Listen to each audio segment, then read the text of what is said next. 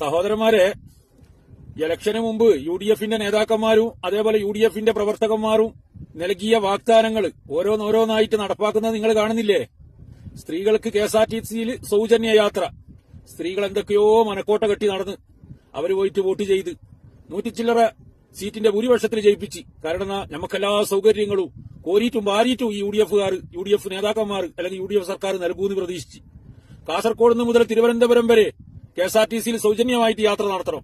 അതേപോലെ തിരുവനന്തപുരത്ത് നിന്ന് കാസർകോട്ടേക്കും, കാസർഗോഡ് നിന്ന് കയറിയിട്ട് കോഴിക്കോട് ഇറങ്ങിയിട്ട് മലപ്പുറത്തേക്ക് പോകണോ, മലപ്പുറത്ത് നിന്ന് കോഴിക്കോടേക്ക് വന്നിറങ്ങിയിട്ട് വയനാട്ടിലേക്ക് പോകണമെന്നെല്ലാം ആഗ്രഹിച്ച് നടന്നവരില്ലേ?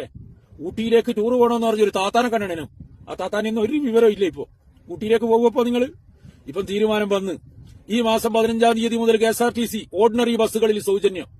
അന്റെ ഈ ശബ്ദം ശ്രവിക്കുന്നവരൊന്നും ഓർമ്മിക്കുക, നിങ്ങളുടെ നാട്ടിൽ എത്ര ഓർഡിനറി ബസ്സുകളാണ് സർവീസ് നടത്തുന്നത്? ആർക്കല്ലാന്ന് ഇതിന്റെ ഉപകാരപ്പെടുക, ആർക്കല്ലാന്ന് ഇതിന്റെ ഉപകാരം കിട്ടുക എന്നൊന്നും ഓർമ്മിച്ചോക്കറ. കെഎസ്ആർടിസി മന്ത്രി പറഞ്ഞത് ഇലക്ഷന് മുമ്പ് പലതും പറയൂ, അതൊന്നും കാര്യാക്കണ്ടെന്നാ പറഞ്ഞു. പണ്ട് സുരേന്ദ്രനും പറഞ്ഞിട്ടില്ലേനാ ഇലക്ഷന് മുമ്പ് പറയുന്ന വാഗ്ദാനങ്ങളെല്ലാം നടപ്പാക്കാനുള്ളതാണെന്ന് ചോദിച്ചിട്ടില്ലേനാ? എന്നാൽ ഇടതുപക്ഷ സർക്കാർ ഇടതുപക്ഷം പറഞ്ഞ കാര്യങ്ങളെല്ലാം നടപ്പാക്കിയിട്ടാണ് അവരിറങ്ങിപ്പോയത്. അതേപോലത്തെ ഒരു വിഷയമാണ് വന്യജീവി അക്രമം.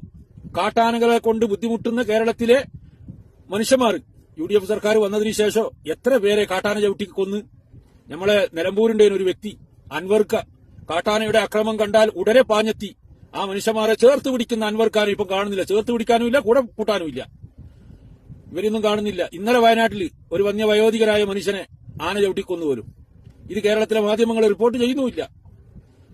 എന്നാൽ ഈ ആരോഗ്യമേഖല എടുത്ത് പരിശോധിച്ച് നോക്കിയേ, ആരോഗ്യമേഖലയിലുള്ള അവസ്ഥയെന്ന വളരെ മോശമായ രീതിയിൽ പോകുക. ഇന്നത്തെ ആരോഗ്യമന്ത്രി അന്ന് പറഞ്ഞത് നാണം കെട്ടവൻ നാട് ഭരിച്ചാൽ ഇങ്ങനെ ഇരിക്കും, പല രോഗങ്ങളും വരും. ഇപ്പൊ നാണം കടാത്ത വമ്പന്മാരല്ലേ കേരളം ഭരിക്കുന്നത്. കോഴിക്കോട് നിപ്പ സ്ഥിരീകരിച്ചു വരൂ, വയനാട് വേറെ എന്തോ രോഗം സ്ഥിരീകരിച്ചു വരൂ. ആരോഗ്യമേഖല കുത്തഴിഞ്ഞ രീതിയിൽ മുന്നോട്ട് പോകുക. തിരുവനന്തപുരത്ത് ഒരു ആരിസ് എന്ന് പറഞ്ഞ ഡോക്ടർ ആരിസ് എന്ന് പറഞ്ഞ ഒരുത്തരുണ്ടേനും, ഓനെ ഒരു വിവരമില്ല, സിസ്റ്റം ശരിയില്ല എന്നും പറഞ്ഞു വന്നേ. ഇപ്പൊ എല്ലാ സിസ്റ്റവും ശരിയായില്ലേ?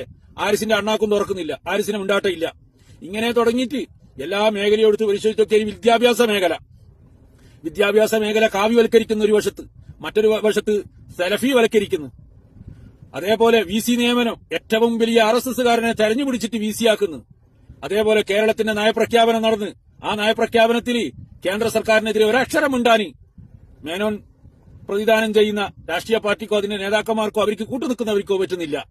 ഇന്ന് സുപ്രഭാതത്തിൽ ഒരു എഡിറ്റോറിയൽ വന്നിട്ടുണ്ട്, അത് നിങ്ങൾ ആരെങ്കിലും വായിച്ചിനാ? സുപ്രഭാതക്കാർ ഇനിയും എഡിറ്റോറിയൽ എഴുതണോ? കാരണം അവർ മജ്ലിസുന്നൂർ നടത്തിയിട്ടും സലാത്ത് മജ്ലിസ് നടത്തിയിട്ട് കൊണ്ടാടുന്ന ടീമല്ലേ. എമ്മാതിരി ടീമിനെയാന്ന് കൊണ്ടാടുന്നു. നമുക്ക് സമുദായത്തിന്റെ നഷ്ടപ്പെട്ട 10 വർഷം തിരിച്ചു പിടിക്കാൻ വേണ്ടി കൊണ്ടുവന്ന ടീമല്ലേ.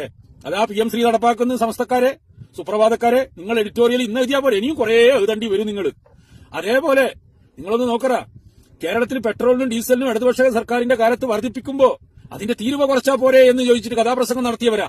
ഒരു മലപ്പുറത്ത് ഒരു കാക്കാനെ നിങ്ങൾക്ക് ഓർമ്മയില്ലേ? ഒരു താടി നരച്ച ഒരു കളവനായ കാക്ക ഇലക്ഷന്റെ മുമ്പ് ഓരോ പേർക്കും കയറി പറഞ്ഞ് ഡീസലിന്റെ വില വർധനവ്, പെട്രോളിന്റെ വില വർധനവ്, സാധനത്തിന് വില വർദ്ധിപ്പിക്കുന്നു. എന്തായി? ഇപ്പൊ എന്തെങ്കിലും കുറവുണ്ടാ? പെട്രോളിനും ഡീസലിനും UDF സർക്കാർ വന്നതിന് ശേഷം, ഈ സർക്കാർ വന്നതിന് ശേഷം എത്ര പ്രാവശ്യം കൂടി അതിന്റെ തീരുവ കുറക്കാൻ ആരെങ്കിലും തയ്യാറായിട്ടുണ്ടാ? മേനോൻ എന്നാ പറഞ്ഞ് അങ്ങനെ അങ്ങ് തീരുവ കുറക്കാൻ വേണ്ടി പറ്റൂല. എന്നാൽ ഇടതുപക്ഷ സർക്കാരിന്റെ കാലത്തെന്നാ ഈ മേനോൻ പറഞ്ഞ് എന്തേ തീരുവ കുറച്ചുകൂടെ എന്നാണ്. ഇതെല്ലാം ഒന്ന് കൂട്ടി വായിച്ചോക്ക്. ഇനിയും കുറെ അനുഭവിക്കാറുണ്ട് കേരളീയ പൊതുസമൂഹം. ഇവർ പറഞ്ഞത് എന്തെങ്കിലും നടപ്പാക്കൂ നിങ്ങൾക്ക് തോന്നുന്നുണ്ടാവും? ഓരോന്നും നടപ്പാക്കൂല, ഇവർക്ക് നടപ്പാക്കാൻ കഴിയില്ല. ഇനി ഇവർ പറഞ്ഞൊരു വലിയൊരു വാഗ്ദാനാണ് എന്ന് നമ്മൾ ഹൈ സ്പീഡ് റെയിൽവേ കൊണ്ടുവരും.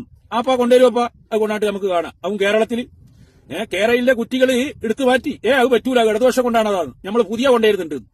കൂടിയാ നിങ്ങൾ കൊണ്ടുവരിക, അതും നമുക്ക് കാത്തിരുന്ന് കാണാം. ഇങ്ങനെ തുടങ്ങിയിട്ട് കേരളത്തിലെ ജനങ്ങൾ ബുദ്ധിമുട്ടാൻ തുടങ്ങിയില്ലേ? മാസങ്ങളെ ആയിട്ടുള്ളൂ, ഇനിയും എത്ര ബുദ്ധിമുട്ടേണ്ടി വരൂ. അതേപോലെ പൊതുമേഖല, അതേപോലെ റേഷൻ കടകളിൽ നിന്ന് നീലക്കാരന് എക്സ്ട്രാ അരി കിട്ടുന്നുണ്ടേനും, അത് നിർത്തലാക്കി വരും. ഇതിനെക്കുറിച്ചൊന്നും ആർക്കും ഒരിതുമില്ല. അതേപോലെ മാവേലി സ്റ്റോറിൽ സാധനം ഇല്ല പോലും, സാധനം വാങ്ങാൻ പോയവരെല്ലാം തിരിച്ചു വരുന്നു വരും. ഇങ്ങനെയൊരു അവസ്ഥ ഇടതുപക്ഷ സർക്കാരിന്റെ കാലത്ത് ഉണ്ടേനാ സഹോദരന്മാരെ? ഇല്ലാലേനും? അനുഭവിച്ചോ? നിങ്ങൾ ദിക്റും സലാത്തും ചൊല്ലിയിട്ട് കൊണ്ടുവന്ന ടീമല്ലേ, അനുഭവിച്ചോ? നല്ല കാര്യമാണ്. നമ്മൾ ഇതെല്ലാം നോക്കിയിട്ട് ഇങ്ങനെ എന്ത് ചെയ്യും? ആസ്വദിക്കൂ. എന്നാലും നിങ്ങൾ ചോദിക്കൂ, ഇതിന്റെ എല്ലാം പ്രതിഫലം നിങ്ങൾക്കും കിട്ടുന്നുണ്ടല്ലോ, നിങ്ങൾ ഇതിൽ ബുദ്ധിമുട്ടാകുന്നുണ്ടല്ലോ. നമ്മള് ബുദ്ധിമുട്ടായാലും സാരമില്ല.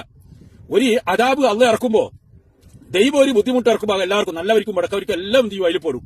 അതിലൊരു മയക്കേട് കേടുമ്പോൾ അതിന് നല്ലവരും പടക്കവരും എല്ലാം പെടുന്നില്ല. അതേപോലെ നിങ്ങളെ ഈ മുസീബത്ത് നമ്മൾ ആസ്വദിക്കാൻ വേണ്ടിയിട്ടാണ് തീരുമാനിച്ചിട്ടുള്ളത് കേട്ടാ.